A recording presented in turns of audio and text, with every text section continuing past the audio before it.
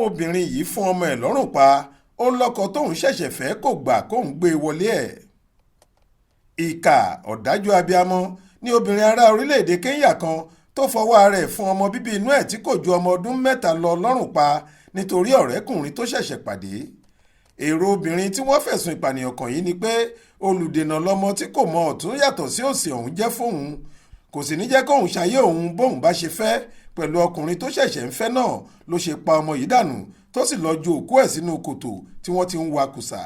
ó ní ọ̀rẹ́kùnrin òun kò gbà pé kóun gbé ọmọ náà wọlé òun ni. lọ́jọ́ àìkú Sunday ọjọ́ 7 oṣù karùn-ún ọdún yìí ni ọkùnrin kan tó ń jẹ́ àyókì gbé ìròyìn ìṣẹ̀lẹ̀ yìí sórí ayélujára Facebook.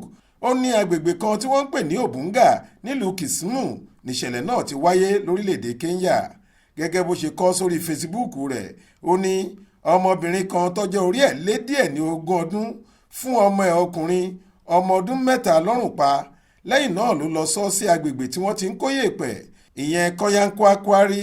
bó ṣe di pé ó fẹ́ máa sá lọ làwọn èèyàn agbègbè náà tí wọ́n rí fi gbé ta. lọ́gán ni olóyè agbègbè náà ti mú un ṣíkún tí wọ́n sì lọ́ọ́ fà á lé àwọn agbófinró tẹ̀sán Obunga lọ́wọ́. àlàyé tóbìnrin náà ṣe ni pé ọ̀rọ̀ ayé ara òun ti sú òun nígbà tí Ọlọ́run sì jàjà taari ọkùnrin kan sóhun tóun palẹ̀mọ́ àti kó wọlé ẹ̀ nìyẹn náà tún lóun kò fẹ́ ọmọ.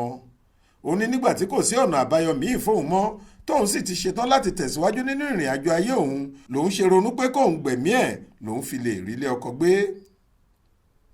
Monísọ́lá Sàká ló ṣàkójọ ọ̀rọ̀ yìí fún iléeṣẹ́ tẹlifíṣàn Aláròye online.